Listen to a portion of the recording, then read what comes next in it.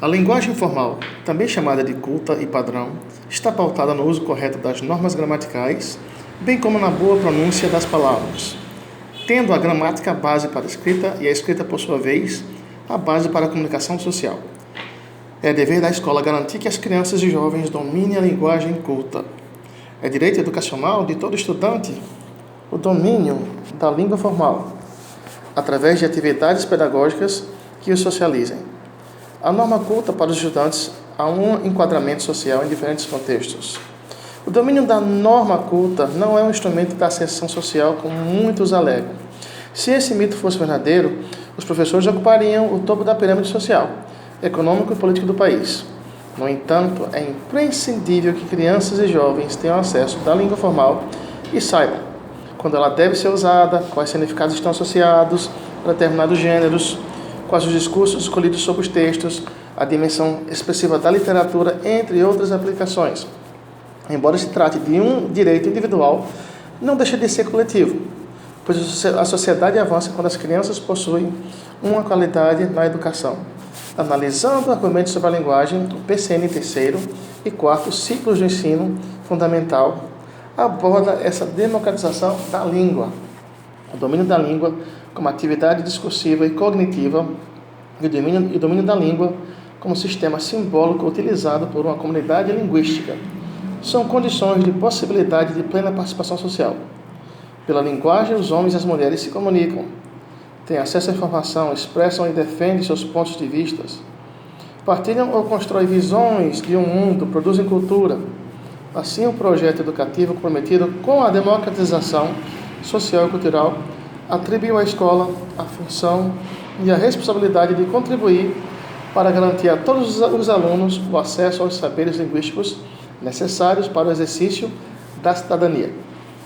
Essa responsabilidade é tanto maior quanto menor for o grau de letramento das comunidades em que vivem os alunos. Independente do contexto social que o aluno está inserido, a língua formal garante a sua vaga futura não só no meio social de interação, como também tem mais possibilidades de alcançar sucesso no mercado de trabalho. O domínio da língua portuguesa padrão e a adequada comunicação textual são primordiais e são componentes indispensáveis na avaliação do candidato à vaga de emprego. Ainda que no cotidiano seja utilizada a linguagem formal, é importante o indivíduo saber distinguir em quais ocasiões e ambientes deve-se adotar a comunicação informal e a formal. Aspectos que dificultam a aprendizagem da linguagem formal. O processo da informática tem avançado e possibilitado transformações que são próprias da modernidade. A forma que se escreve na internet, com todos esses avanços, caracteriza uma nova era. Esse mundo virtual trouxe novos gêneros, dentre eles e-mail, bate-papo virtual, aula virtual e outros. Segundo Marcucci, esses novos gêneros criam formas comunicativas próprias com certo hibridismo que desafiam as relações entre língua oral e escrita. Embora se tenha a aceitação de vários usos da língua, o domínio do padrão oculto escrito é primordial. Ao observar as conversas na internet, como por exemplo salas de bate-papo, WhatsApp, Facebook ou e-mails informais, as regras gramaticais e ortográficas fogem do esperado, nelas a escrita é espontânea, parecida com o que se fala. Os internautas estão cada vez mais imediatistas, fogem das normas da língua escrita, nascendo assim símbolos, abreviações, emoticons, sinalizando uma comunicação instantânea. Os internautas criam informal e coletivamente vários recursos para compensar a linguagem paralinguística não verbal, com gestos, mímicas, entonação, no ciberespaço. Há a necessidade de uma assistência dos pais em todos os aspectos de aprendizagem, sejam em nível virtual ou não. Os adultos são referências e influenciadores das crianças. Pais e professores, por conviverem mais tempo, são os principais ícones. As crianças produzem muito dos seus comportamentos, tal como se refere Corsaro. As crianças começam a vida como seres sociais inseridos numa rede social já definida e, através do desenvolvimento da comunicação e linguagem, em interação com outros, constroem os mundos sociais. Alguns autores, como Piaget e Vygotsky, estudaram e afirmam que as crianças inicialmente aprendem por imitação. Isso é verdade. O comportamento e pensamentos das crianças das primeiras etapas de suas vidas acontece como uma repetição do que veem e experimentam. Em sua obra Vygotsky, encontramos o seguinte esclarecimento. O desenvolvimento decorrente da colaboração via imitação, que é a fonte do surgimento de todas as propriedades, especificamente humanas, da consciência, o desenvolvimento decorrente da imitação é o fato fundamental.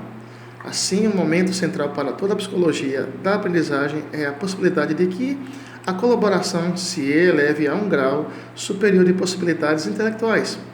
A possibilidade de passar daquilo que a criança consegue fazer para aquilo que ela não consegue por meio da imitação. Nisso se baseia toda a importância da aprendizagem para o desenvolvimento. E é isso que constitui o conteúdo do conceito de zona de desenvolvimento imediato. A imitação, se concebida em sentido amplo, é a forma principal em que se realiza a influência da aprendizagem sobre o desenvolvimento.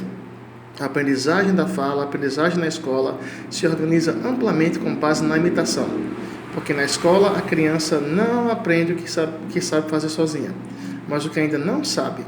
Ele vem a ser acessível em colaboração com o professor e sob a sua orientação. O fundamental na aprendizagem é justamente o fato de que a criança aprende o novo. Por isso, a zona de desenvolvimento imediato que determina esse campo de transições acessíveis à criança. É a que representa o momento mais determinante na relação de aprendizagem e desenvolvimento. Fica evidente desta forma que antes da criança se apropriar de um conhecimento de um conteúdo, de um conceito, eles são apropriados segundo a determinada forma que lhe é passada por outra pessoa.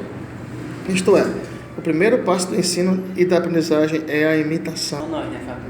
Levando em conta a família como espelho para os filhos, é preciso ter precauções ao se ensinar, considerar os aspectos individuais de cada criança, entender que cada um vem com uma cultura específica e individual para a sala de aula, a cultura que é dependente do contexto em que está inserido. O atraso na escrita pode ocorrer por escolarização inadequada, pouca motivação ou baixo nível de escolaridade no ambiente familiar. Se a criança está inserida num contexto social com menor desenvolvimento educacional e criatividade, isso pode se refletir na sua produção escrita. Desse modo, a escrita para esta criança pode não ter a mesma importância do que para uma criança que vive num ambiente estimulador. Nos primeiros anos do ensino, após a alfabetização, o aluno está iniciando um novo processo de aprendizagem, a leitura e a escrita. Desse modo, a escola tem o dever de instigar essas práticas. Tarefas prontas e impressas ajudam na velocidade de informações que os alunos obtêm. Porém, é preciso que haja alternância com as atividades escritas pelo próprio aluno. Ou seja, cabeçalho e perguntas devem ser escritas com observação na lousa para melhor empenho. A aprendizagem na escrita não é uma atividade simples para a criança. Logo nos primeiros anos escolares, elas se deparam com a escrita e leitura, significações necessárias para conhecer e dar sentido aos objetos. A escrita é a porta de entrada para o mundo do conhecimento. A propósito desses métodos, conceitua Cagliari.